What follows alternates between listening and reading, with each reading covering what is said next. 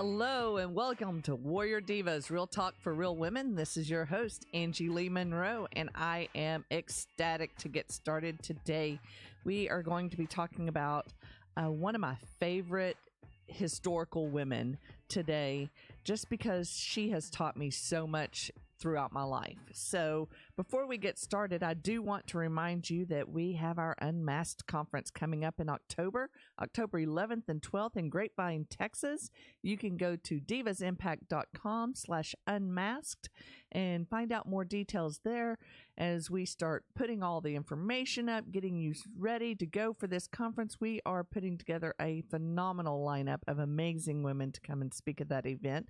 We're going to have special booths for you to be able to come in and be a guest on a podcast, or maybe do a quick video blurb, some photo shoots. We're going to have just a ton of ways to not only just encourage and inspire you, but to help activate you as well. So we look forward to having you join us October 11th and 12th in Grapevine, Texas at the Divas Impact Unmasked Conference.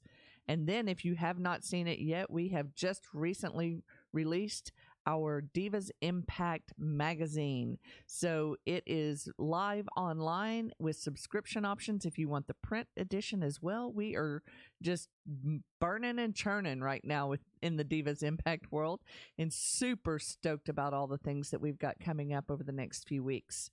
So I told you about my girlfriend Abigail, right? Abigail is a historical person. You find her in 1 Samuel 25 of the Bible. And the reason I'm referring to Abigail is because Abigail is the girl that helped me find my voice again, helped me find my purpose again. If you don't know the story of Abigail, I'm going to paraphrase it, give it kind of the diva version of it today. You know, a friend of mine, Michael Jr., who's a comedian, he does the homeboy version of reading the Bible. I do the diva version of reading the Bible. So one of the things that I loved about Abigail is she is a woman who is married to a not very nice man. All right. Now, I know that I've got a lot of girlfriends out there that are struggling in their marriages. Maybe their husband is verbally or emotionally abusive. Hopefully he's not physically abusive and you're still in the relationship. But even so, Abigail was married to a man named Nabal. All right. Nabal was a foolish man. He was just a downright mean, ugly, and liked to party and drink all the time. Any of my girlfriends out there can relate to that, having a husband like that. Never grew up type personality, right?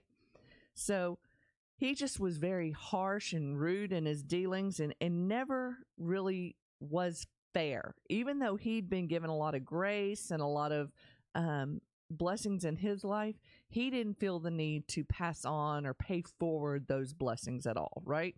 So in walks David. Now, I use this story because a lot of my girlfriends are like, man, I have a prayer that if I could just get out of this bad marriage, there's a true man, a king, somebody waiting to ride up on this white horse and whisk me off my feet, just like the Disney fairy tales, right?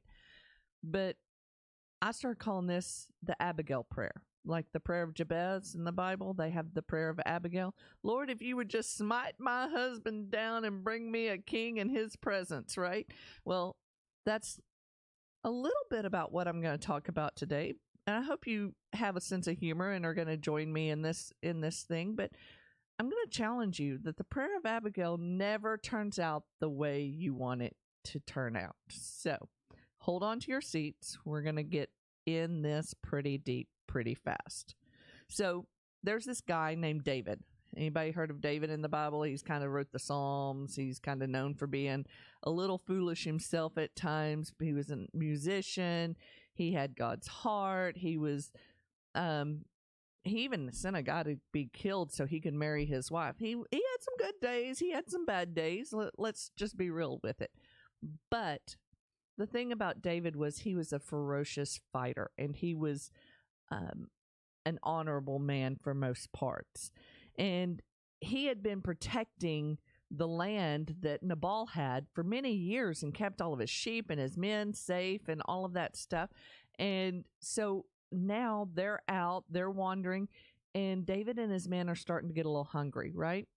So they send word to Nabal, send some messengers to Nabal that says, hey, dude, while we've been camped out here, your land's not been taken over by the enemy. You've had great protection for you, your crops, your sheep, all of that stuff. So, hey, could you do us a solid and send us over some food to feed us? Because we're hungry here.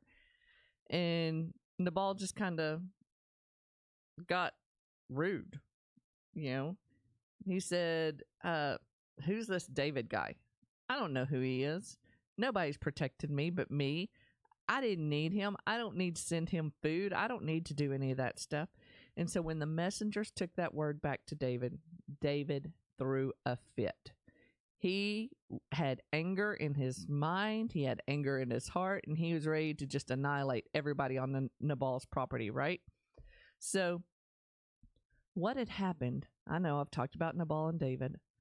What had happened was one of the messengers that got word from, one of the guys that had gotten word from the messengers went to Abigail, Nabal's wife, and said, ma'am, these guys have really protected us. They've been kind to us. They've kept us safe when war was so close. And our master has just basically hurled insults at them and turned a blind eye to them, slammed the door in their face, so to speak.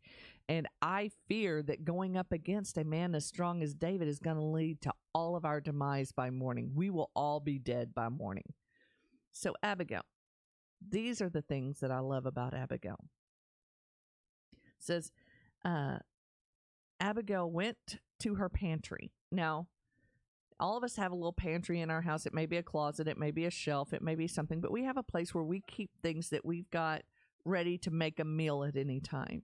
But what I love about this is it says she took 200 loaves of bread, 2 skins of wine, 5 dressed sheeps, 5 sheaves of roasted grain, 100 cakes of raisins, 200 cakes of pressed figs, and loaded them onto donkeys.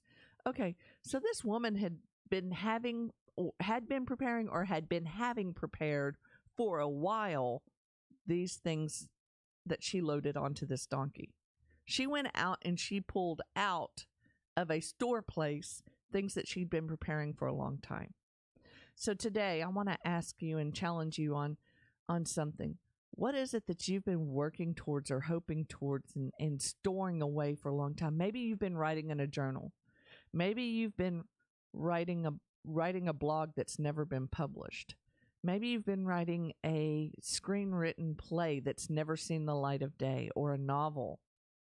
Maybe you've been making little things at home for yourself that you enjoy, but all of your friends compliment on you, but you've never sold them or given them away to anybody else. Maybe you've been studying everything there is about anatomy and all of that stuff, but never gone and taken the classes to be a nurse. There's something in your pantry, something in your life that you've kind of been pulling aside and setting aside for that rainy day. And I want you to be challenged that the rainy day is here. It is time for you to start pulling those things out of your pantry. Now, one of the other things that Abigail did is she loaded those onto the donkey and she rode out to meet David. Now, David again, he was upset, but when he saw Abigail quickly got off her donkey. She bowed down to David with her face to the ground, falling at his feet, and then she gave the longest recorded speech by a woman in the Bible. Now, how many of y'all have stood there and heard that women in the church cannot speak, they're not to be heard, all of that stuff? Yes, that's over in the New Testament, all of that stuff. But this woman is standing before the future king of Israel and throwing herself at his mercy and speaking on behalf of her husband and all of his land, right? She had a voice and she was empowered to use it at a certain time. And she says, "Pardon your servant, my lord, and let me speak to you. Hear what your servant has to say." She's letting him know that she's submitting to him and his power and his strength. "Please pay no attention, my lord, to what that wicked man named Nabal. He is just like his name. His name means fool, and folly goes with him. So she dished on her husband. She got a little jab in there. We all do it from time to time, right? And as for me, your servant, I did not see the men my Lord sent. And now my Lord has, surely as your God lives and as you live, since the Lord has kept you from bloodshed and from avenging yourself with your own hands, may your enemies and all who are intent on harming my Lord be like Nabal. And let this gift, which your servant has brought to my Lord, be given to the men who follow you. So she gave everything off of her donkey to David to feed his men and to really just stand strong, to let David know that she was on his side and she meant no harm or no foul to him. But the other thing that I like, the next part of this that I like, it says, please forgive your servant's presumption. The Lord your God will certainly make a lasting dynasty for my Lord. When she says my Lord, she's talking about David. Because you fight the Lord's battle, and no wrongdoing will be found in you as long as you live, even though someone is pursuing you to take your life, the life of the Lord will be bound securely in the bundle of the living God. But the lives of your enemies, he will be hurled away as from the pocket of a sling. Remember, David used the sling before. And when the Lord has fulfilled for my Lord everything he promised concerning him and has appointed him ruler over Israel, my Lord will not have one thing on his conscience, the staggering burning of needless bloodshed or having avenged himself. And when the Lord your God has brought my Lord success, remember your servant. Okay, there was a lot of Lord their God and my Lord and all that stuff. It almost sounded like a Southern Christmas, oh my Lord. But here's the thing she's saying here is, don't go out and react the way Nabal reacted. I'm here. I'm offering peace. And I'm not only trying to save you from hunger, I'm trying to save you from making a foolish choice and avenging something that is not even your battle to avenge, right? She was trying to keep David holy and pure so that he would be the rightful owner and the rightful king, heir to the throne of Israel, right? So she did something that I used to train my admin assistants all the time. I used to tell them all the time, you are there to protect your pastor from everybody, including himself. So being that gatekeeper, whether you're an admin assistant for a Fortune 500 company, a small and pop company, a church, whatever it is, being that gatekeeper is knowing what could bring harm to them and seeing that even when they can't see it, when they're blinded by foolishness or rage or whatever's coming up against them, helping them to curb their appetite for revenge, right? And that's exactly what Abigail did that day. She stood before David, dropped to her face, and pled with him to save not only her husband's life and the lives of the men, but his own. That is powerful, people. When you realize that you have a voice to make an impact, and how you go out to make that impact is so significant. Now, this next part is the part that I really relate to. Yes, I loved the part about the pantry because it reminded me that no matter what circumstance of life I'm in, I still have the opportunity to do the work that I'm called for. I was telling somebody the other day, they were asking me about all the speaking topics I have. I'm like, oh, I have hundreds of them.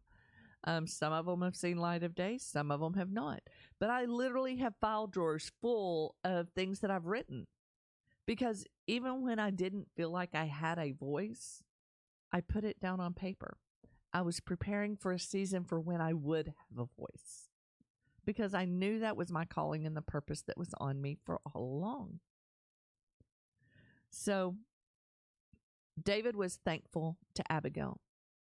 He took the food. He let her know that Nabal and his men were not going to be harmed at all and stuff like that. And when Abigail returned that night, her husband was throwing another one of his shindigs, right? Had all the people out. They were partying. He was drunk. And Abigail did something out of her pure wisdom that it took my mom and several other people reminding me many, many years not to do. Is she saw how drunk he was and she went to bed. She didn't tell him what all had happened and how she had saved. She didn't go in there and go, "Now listen here, you fool. You don't realize what you just about brought on to us. You don't realize the danger you almost brought to us. And I, being the upright wife and the good wife that I am, I saved ourselves from virtual destruction." No, she went to bed. Now, I like to think Abigail's human. I bet you she stewed in that bed for a little bit. Or maybe she was just relieved that what she had done worked and just took a deep breath before she drifted off to sleep. The next morning, it says she woke up and her husband was sober. And she got to have a talk with him and tell him what had happened. See, calmer, cooler minds prevail, right? That was one of the things my mom used to tell me when my husband was drinking all the time, is don't talk to him when he's drunk. It just gets worse. It just gets worse. And she's right. It would always escalate into something that it didn't need to be. Thank goodness he's not that man anymore. But at the time, it was just a vicious, vicious circle because I am a toe-to-toe fighter, okay? My husband's one of those that'll throw his hands up. He'll walk away for a little while. But if I keep toe-to-toe fighting and pushing and pushing and pushing, it's going to get ugly. And now I'm not talking about physical, but it's going to get vicious with the words that are being slung like stones out of a sling, right? So she sits down and she has this conversation with Nabal. And it says that he fell into like a stone-like state, and a few days later he died. Basically, what that means is he had a stroke, and he passed away. But when he passed away, David heard about it, and he sent for Abigail to be one of his wives. Now, here's one of the things I want to talk to all my single girls out there about. Because I've got some single girlfriends that are in their late 20s, going into their 30s, some even reaching into their 40s, and they've never been married. And they keep saying, "I'm just waiting for my king to come." Are you being the queen that he needs to see? Because, see, David wasn't a king when he met Abigail.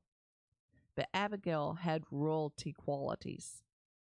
She knew what was required of her and how to speak and speak eloquently and how to be prepared and how to run a home and how to know when to speak and when to be quiet.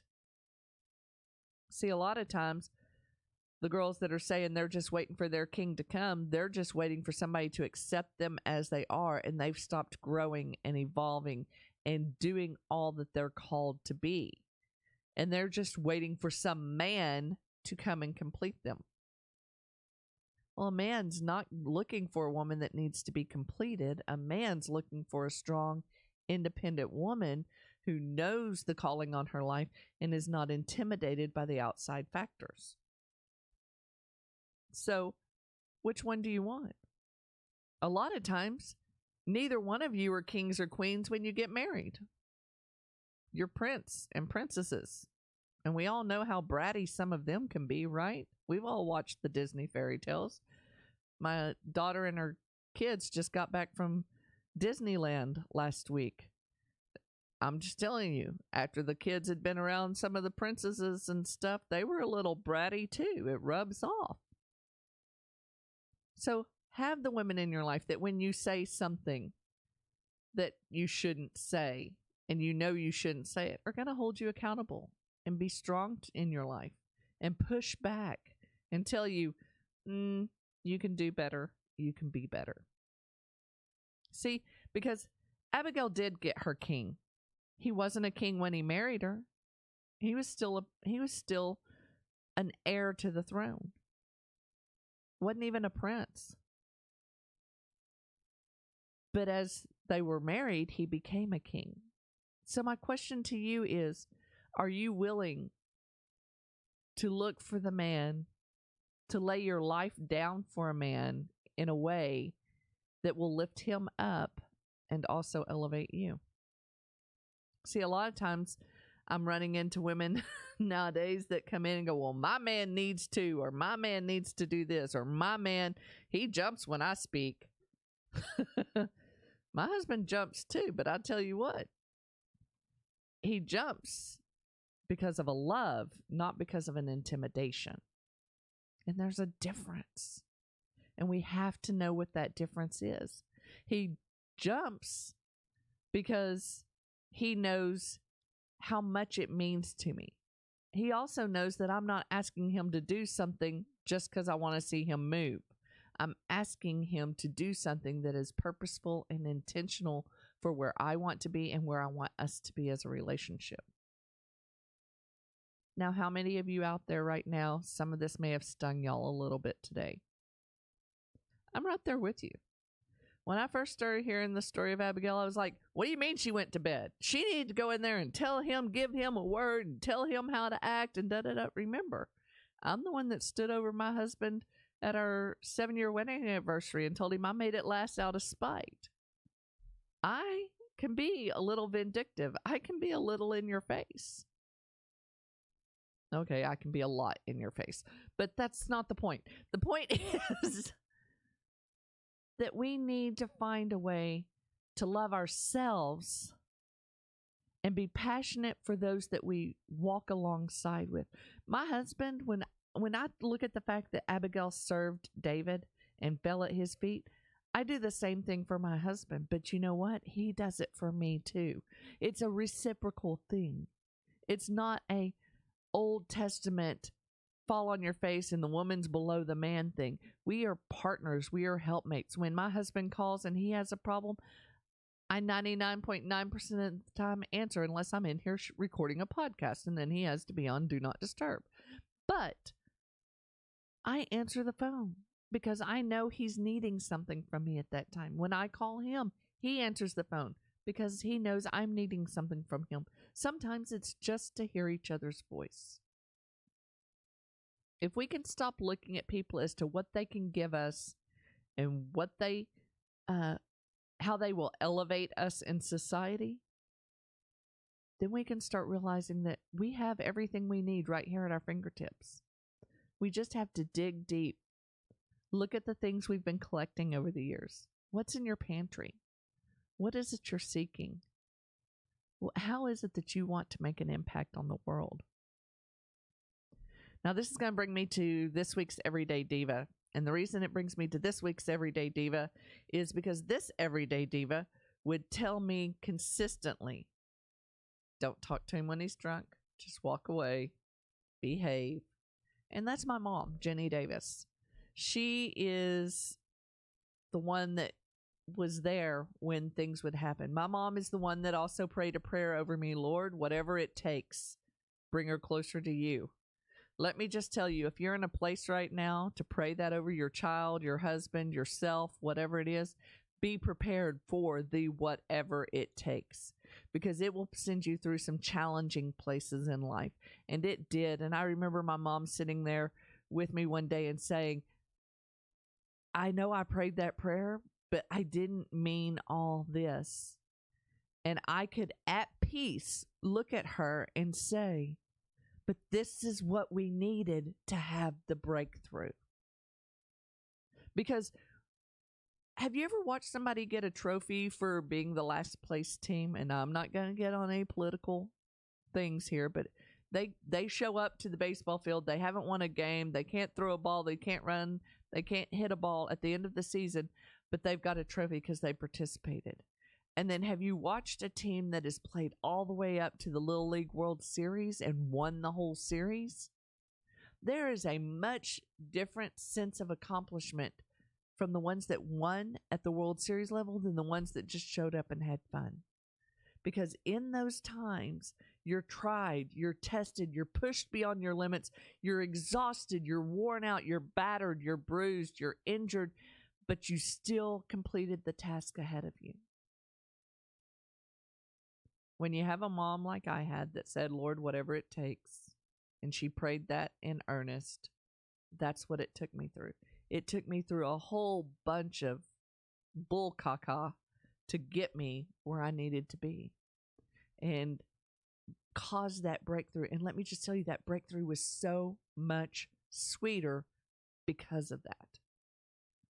So, like I said, today's Everyday Diva is my mom, Ginny Davis. Maybe you want to call your mom today and thank her for saying the prayers that she said for you and pushed you and challenged you in ways that you didn't like at the time, but you needed.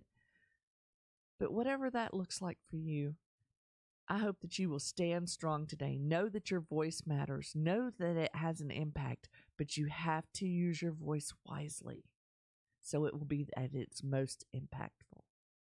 So that's going to do it for today. Until next time, this is your host, Angie Lee Monroe.